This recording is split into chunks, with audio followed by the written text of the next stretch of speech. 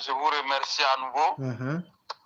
Et je dis que c'est encore un honneur pour moi de prendre la parole aujourd'hui. Aujourd'hui, il y a un seul sujet que je vais développer. Et je voudrais demander aux uns et aux autres d'écouter très attentivement. Et nous espérons que notre appel arrivera au sommet et que ce que nous allons proposer ici aujourd'hui sera étudié attentivement parce que ça rentre dans le cadre de la résolution des problèmes ivoiriens et aussi surtout de l'amélioration des choses en Côte d'Ivoire. Aujourd'hui, le seul et unique sujet à l'ordre du jour, c'est la lutte contre la corruption et les audits également. Aujourd'hui, j'ai trouvé très nécessaire d'interpeller son Excellence Monsieur Alassane Ouattara, le président de la République, pour lui demander avec insistance de mener des audits dans les structures de santé et d'enseignement supérieur. Oui, c'est vrai que dans le cadre général des audits, il avait déjà été demandé d'auditer toutes les entreprises, mais aujourd'hui, je voudrais m'appesantir sur les structures d'enseignement supérieur, les centres de santé, les régies financières et certaines grandes entreprises de Côte d'Ivoire. Alors, comme j'ai déjà souligné, nous souhaitons que son Excellence, M. Alassane Ouattara, le président de la République, mène des audits approfondis dans les structures d'enseignement supérieur, c'est-à-dire toutes les universités publiques et les grandes écoles publiques. Nous souhaitons que toutes ces structures d'enseignement supérieur là soient auditées. Et surtout, il faut qu'on regarde de très près le volet recherche. Parce que ce qui est attendu par les structures d'enseignement supérieur et les grandes écoles publiques au niveau de la recherche, c'est d'apporter quelque chose de plus en ce qui concerne la créativité, la fabrication. Et en la matière, nous nous disons que les choses ne sont pas assez comme nous l'aurons souhaité. Parce que la réalité, il faut encore accentuer les investissements dans le domaine de la recherche pour permettre aux universités publiques et aux grandes écoles publiques de contribuer efficacement à la créativité, à la productivité et à la fabrication au sein des entreprises. Donc, l'audit en ce qui concerne ces grandes écoles publiques et ces universités publiques consistera à vérifier la transparence de la gestion, ça c'est d'une part, mais aussi d'auditer le volet recherche pour voir les failles et d'y apporter des solutions. Les solutions que nous attendons sont les suivantes. Il est important d'équiper les laboratoires et les centres de recherche dans nos universités publiques et grandes écoles publiques. Il est important également d'approfondir les partenariats entre les centres de recherche, les laboratoires dans les universités et grandes écoles publiques avec les entreprises privées et aussi, surtout, il est important d'améliorer les systèmes technologiques qui sont dans ces centres de recherche, mais il est très important également d'augmenter les investissements dans le secteur de la recherche. Donc, l'audit dans ces universités et grandes écoles publiques consistera à faire l'état des lieux également de la recherche, de déceler les manquements, d'y apporter des solutions et surtout d'augmenter les investissements dans le secteur de la recherche.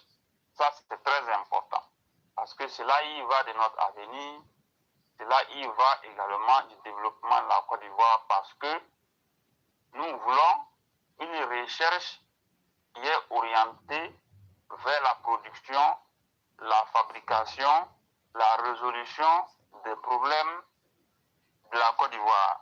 Nous voulons que la recherche soit plus orientée vers ce volet-là. Donc, pour ce faire, il va falloir auditer ce secteur-là, déceler les manquements, y apporter des solutions et surtout augmenter les investissements dans ce secteur. C'est très important. En ce qui concerne les centres de santé et les unités de production pharmaceutique, des audits ont été menés au sein de la nouvelle pharmacie, la PSP. On a vu ce que ça donnait. Il y a eu des sanctions préliminaires, mais nous voulons que tous les manquements qui existent au sein de ces structures qui sont chargées de la production et de la vente des médicaments, nous voulons que tous les manquements qui ont été décelés là soient vraiment définitivement bannis de ces entreprises et que les solutions appropriées soient apportées pour permettre aux unités de production et de vente des médicaments de fonctionner dans de bonnes conditions.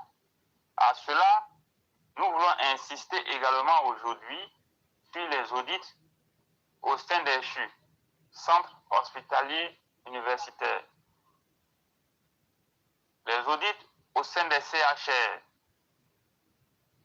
Donc, toutes les unités de soins ou bien les centres de santé publics, nous voulons que tous ces centres de santé publics-là, que ce soit dans le domaine pharmaceutique ou bien dans le domaine même des soins, les CHU, les CHR, les hôpitaux généraux, nous voulons que ces centres de santé soient audités pour qu'on y voit clair ce qui se passe. Nous voulons savoir ce qui se passe, c'est très important. Parce que nous avons quelques informations parfois qui nous montrent très clairement qu'il y a des manquements parfois. Donc nous voulons que ces manquements soient corrigés. C'est très important. À cela, il faut ajouter que je voudrais également insister sur les audits au sein des structures suivantes. L'IPNET,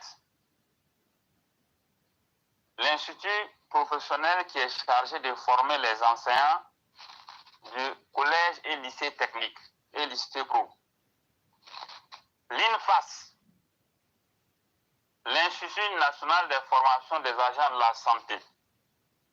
Je voudrais insister pour que il y ait également des audits au sein de l'INFAS pour corriger tous les manquements qui sont au sein de cette structure. Je voudrais également insister pour qu'il y ait des audits au sein de l'ANEMA. L'ANEMA, nous entendons des bruits. Bon, nous ne savons pas trop ce qu'il en est exactement, mais les audits pourraient nous situer. L'Institut Pasteur également, qui est un centre de recherche, nous voulons qu'il soit audité. Nous demandons à ce qu'il y ait des audits du côté de l'École normale supérieure d'Abidjan, l'ENS. Donc, au-delà Sundiata, oui.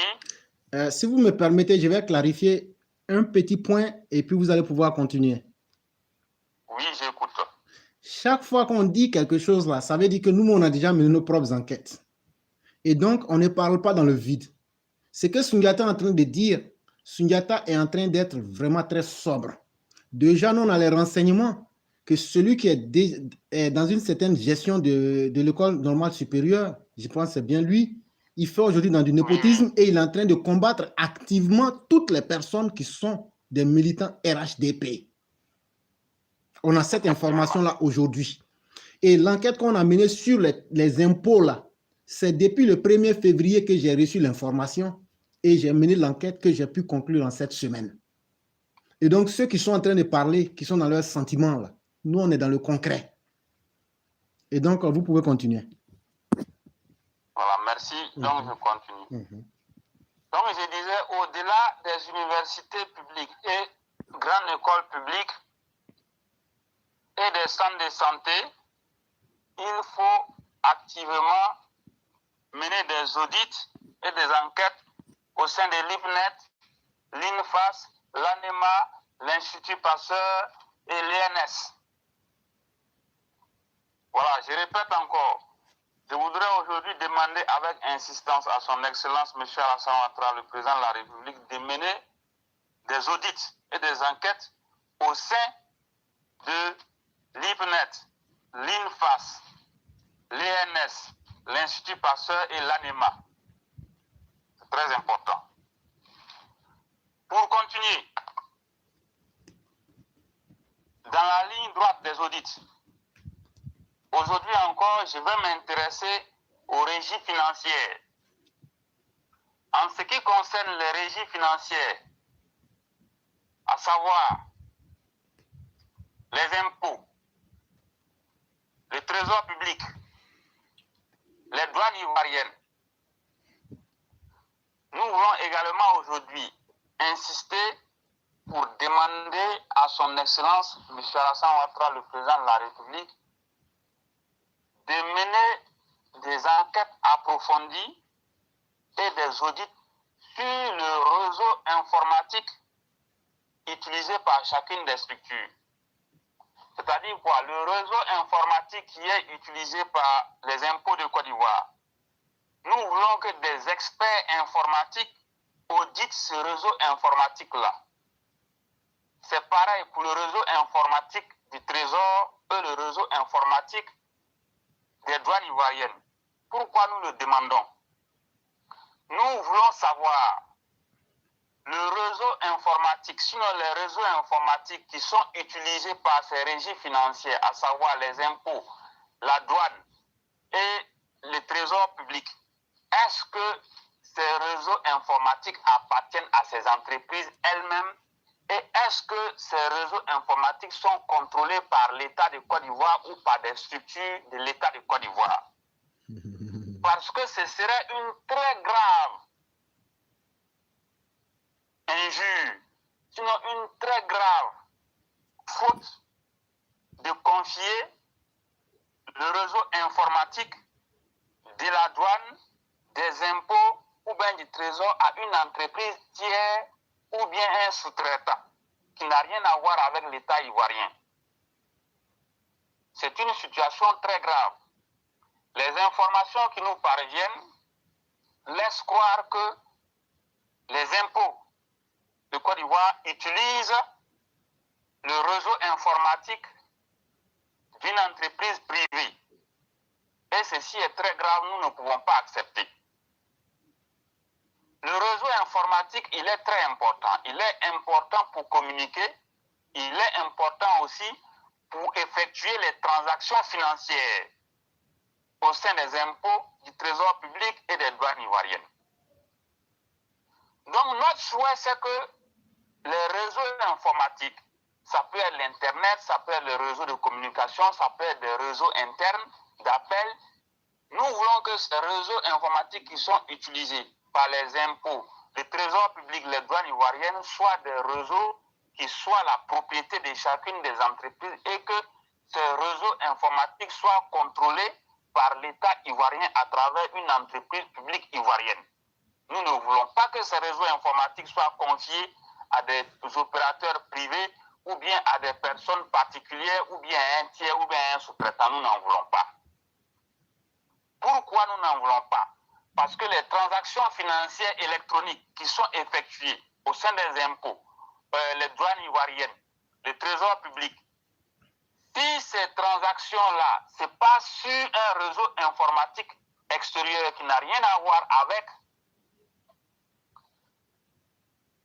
l'entreprise elle-même ou bien l'État, il est très clair que le réseau informatique, il peut être l'objet de manipulations, de fraude, de trafic ou bien même de corruption. Tout est possible.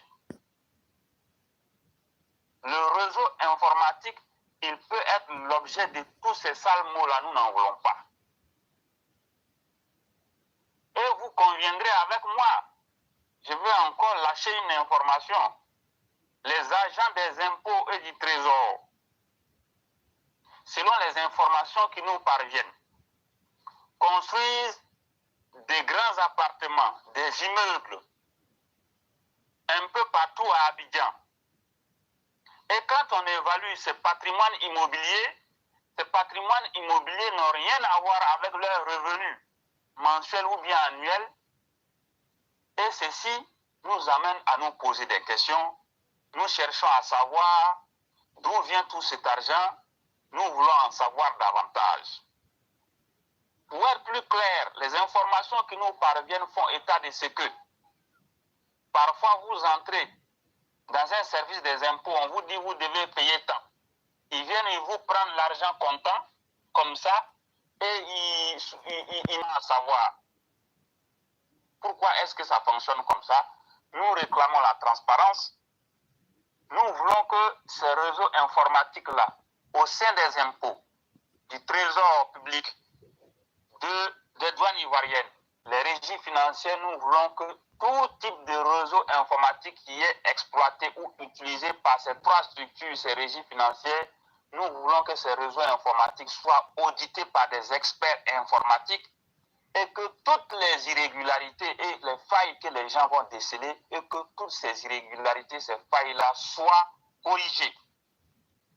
Parce qu'à vrai dire, des transactions électroniques, si elles sont émises sur un réseau informatique qui appartient à un particulier, après, on peut manipuler les traces informatiques et tout ça, ça peut être sujet à de la fraude. Ce que nous dénonçons et nous ne voulons pas, nous n'allons pas accepter. Pour ce faire, il faut auditer le réseau informatique de chacune de ces structures, de ces régies financières, pour voir clair là-dedans et surtout tout faire pour que les réseaux informatiques qui vont être installés à l'avenir appartiennent à ces entreprises et que ces réseaux informatiques soient contrôlés par des structures étatiques compétentes. Voilà ce que nous exigeons. À cela, je vais étendre effectivement ces propositions-là sur les entreprises suivantes. La Banque nationale d'investissement, la BNI, qui est devenue la banque numéro 1 en Côte d'Ivoire. Je donne cette information aux auditeurs. Le port autonome d'Abidjan, qui est une grande structure financière. Le port autonome de San Pedro. La CIR, la Société ivoirienne de raffinage. La CIE, la Compagnie ivoirienne d'électricité. La SODECI, la Société de distribution d'eau en Côte d'Ivoire. La Petrosi. Et je vais terminer avec une autre entreprise qui est Corley, dont la Petrosi détient la majorité des actions. Les audits, nous exigeons et nous réclamons toujours les audits au sein de la Banque nationale d'investissement, la Société ivoirienne de raffinage, le port autonome d'Abidjan, le port autonome de San Pedro, la Compagnie ivoirienne d'électricité, la SODECI, la Petrosi et la Société Corley.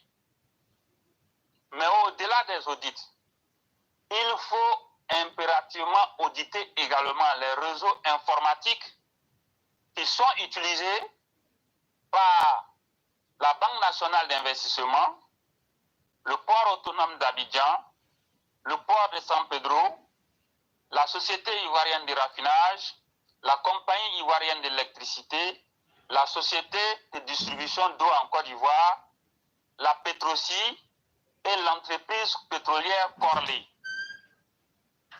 Donc, il est important également d'auditer les réseaux informatiques utilisés par ces entreprises, parce que nous voulons voir clair également, puisque ces entreprises-là utilisent également les réseaux informatiques pour émettre des transactions financières. Ça peut être des virements, ça peut être des moyens de paiement électroniques, ainsi de suite. Donc nous voulons aussi voir clair là-dedans. Voilà. Donc nous souhaitons que les réseaux informatiques de la Banque nationale d'investissement, le port autonome d'Abidjan, le port de San Pedro, la Société ivoirienne de raffinage, la Compagnie ivoirienne d'électricité, la Société de distribution d'eau en Côte d'Ivoire, la Petrosi et Corley, il faut auditer également les réseaux informatiques utilisés par ces entreprises et que lorsque des irrégularités vont être décelées, il va falloir les corriger. Et surtout, ce que nous exigeons que les réseaux informatiques utilisés par ces entreprises étatiques soient contrôlés par l'État de Côte d'Ivoire pour sécuriser les transactions financières, pour protéger les transactions financières et pour rendre la gestion de ces entreprises plus transparente et plus efficiente. C'est très important. Pour finir, la Petrosi détient plus de la moitié, plus de 50% des parts, sinon des actions de l'entreprise Corley. Les informations qui nous parviennent également laissent croire qu'il y a des bruits là-bas en ce qui concerne la gestion de l'entreprise Corley. Donc nous insistons auprès de son Excellence, M. Alassane Ouattara, le président de la République, pour demander d'auditer l'entreprise pétrolière Corley qui détient des stations-service en Côte d'Ivoire. Pour rappel, c'est Petrosi qui est actionnaire majoritaire de Corley. Voilà. Et pour ce que nous savons, il y a déjà eu un différend relativement aux parts entre l'entreprise Corley, Petrosi et une entreprise pétrolière nigériane. Mais la réalité, c'est que l'entreprise pétrolière nigériane avait voulu phagocyter, sinon escroquer, sinon prendre une grande partie des parts au sein de Corley et sans rien payer. Voilà. Donc, le président de la République, son excellent M. Alassane Ouattara, il avait mis fin à cette manœuvre diabolique, à cette malversation financière, à cette escroquerie à grande échelle de l'entreprise pétrolière nigériane. Nous le remercions pour cela, mais nous demandons à son excellence M. Alassane Ouattara, le président de la République, d'être beaucoup plus vigilant au niveau de Petrosi et Corley, de faire en sorte que ce géant nigérian-là ne gagne plus rien dans les parts de Petrosi ou bien de Corley. Voilà, nous voulons que ces géants nigérians-là soient éjectés du système de cette entreprise parce que ce sont des grands escrocs. Voilà, il a été prouvé que cette entreprise nigériane pétrolière est une entreprise qui a voulu. Nous ne voulons plus voir cette entreprise et je crois que c'est dans ce sens-là que le président était parti. Nous exigeons cette fois-ci que Corley soit audité à nouveau pour voir clair parce que nous voulons que la gestion soit transparente et que ces entreprises pétrolières-là soient beaucoup plus rentables pour la Côte d'Ivoire. Voilà ce que je voudrais dire. Si vous avez quelque chose à ajouter, je vous écoute. Vraiment, merci beaucoup, Sundiata le Conquérant, pour tout ce que vous avez dit. Et surtout, je vous remercie de la subtilité avec laquelle vous avez parlé de toutes ces enquêtes qu'on a eu à mener. Parce qu'en réalité, chers auditeurs, on ne va pas vous mentir, ce sont des choses concrètes et nous avons nos preuves en main. Mais nous ne sommes pas une structure officielle ou même une structure qui est reconnue. Et donc, ça fait que nous restons des particuliers. Mais pourquoi nous faisons tout cela? C'est pour apporter notre contribution au gros travail que le président Alassane Ouattara est en train de faire. Nous sommes donc des citoyens éveillés qui essayent d'aider la gouvernance du président Ouattara et surtout d'apporter un plus-value qui ne fera que relever la dignité et l'honneur du président Alassane Ouattara. Et je remercie la subtilité avec laquelle tu as pu dire ces choses-là. Mais depuis hier, moi, j'ai fait parvenir l'information. Mais je crois que ce que tu viens de faire là, je vais recouper pour refaire partir encore. C'est vraiment c'est très important parce que tu as su tellement bien dire. Moi, j'ai donné le corps. Voilà. Et quand je parle du corps là, je me réfère un peu je vais dire, l'essence, à la nature intrinsèque, à la quintessence. Voilà. Mais de la manière que vous avez expliqué, c'est encore meilleur. Et ça donne un grand champ de vision pour pouvoir voir sur plusieurs aspects. Et ça, je t'en remercie infiniment. Et Sundiata, je crois qu'on a déjà fait 8 minutes. Et je vais te donner l'occasion de pouvoir remercier nos auditeurs. Mais bien avant, je dis merci à notre mère, Madame Blanc, pour ses brillants textes qu'elle écrit. Je dis merci à M. Diabaté Adama, ainsi qu'à tous les élèves de la classe qui ont eu à intervenir aujourd'hui. Les interventions ont été tellement utiles et tellement importantes que je vais devoir les recouper une à une parce que c'est tellement riche et tellement condensé que sur 4 heures du temps, les gens ne pourront pas cerner les natures véritables des différentes affirmations. Mais je vais couper en fonction du temps de chacun et permettre aux uns de pouvoir les suivre en petits morceaux. Mais je vous dis merci parce que ça a été très utile et chacun est venu pour apporter quelque chose de positif. Et surtout, j'allais remercier le régime de son Excellence Alassane Ouattara qui nous permet de critiquer, mais de façon constructive. Et en tout cas, je ne parle pas de ceux qui sont dans les pro-X ou pro-Y. Nous sommes pro-vérité et pro-Côte d'Ivoire et pro-Alassane Ouattara. Et donc, sur cette vision qui est claire dans notre tête, nous, c'est Alassane Ouattara et la Côte d'Ivoire que nous soutenons. On ne s'est jamais caché de cela et nous en sommes fiers et nous sommes fiers de notre président.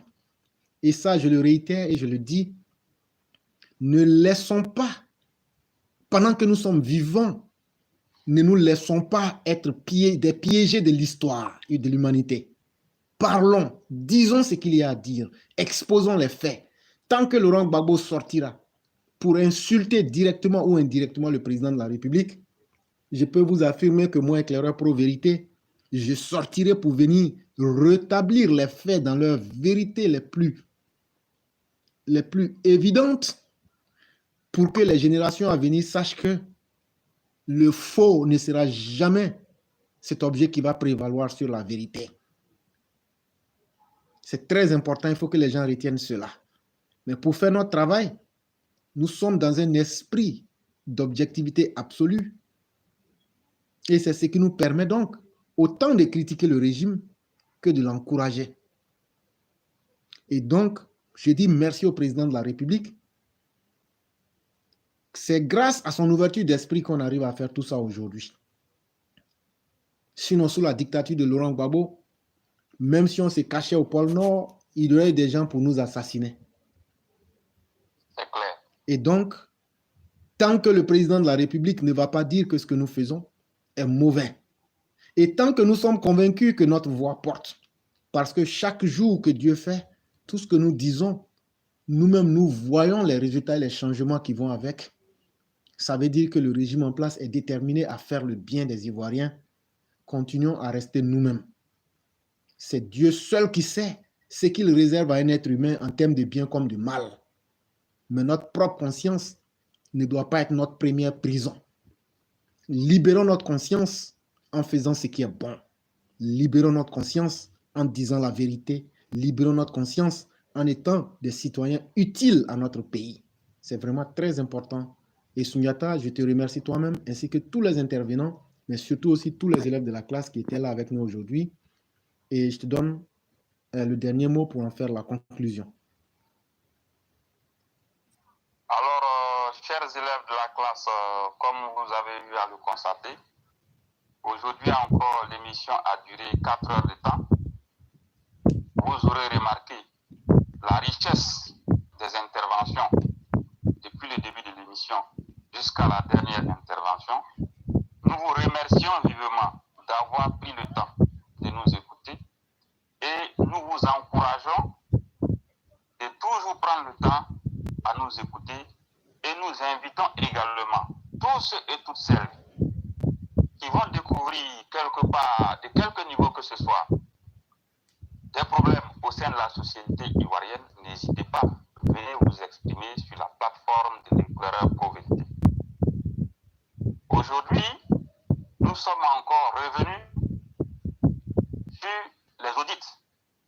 À travers ces audits, ce que nous cherchons, c'est la gestion transparente des fonds de l'État pour que ces fonds-là profitent à tous les Ivoiriens sans distinction de race, d'ethnie et de région, et que vraiment, de par la répartition des richesses nationales, que chaque Ivoirien et chaque Ivoirienne y gagne son compte. Voici pourquoi nous continuons de lutter jour et nuit pour l'amélioration des conditions de vie de nos concitoyens. Et tant que nous aurons les forces et les ressources nécessaires, nous allons toujours continuer à lutter pour améliorer les conditions de vie des Ivoiriens et surtout que la répartition des ressources et des richesses nationales profite à tous les citoyens, à tous les Ivoiriens, à toutes les Ivoiriennes. Je vous remercie vivement. Demain sera meilleur. Portez-vous bien et excellente nuit. Merci beaucoup et que la protection divine demeure en chacun de nous.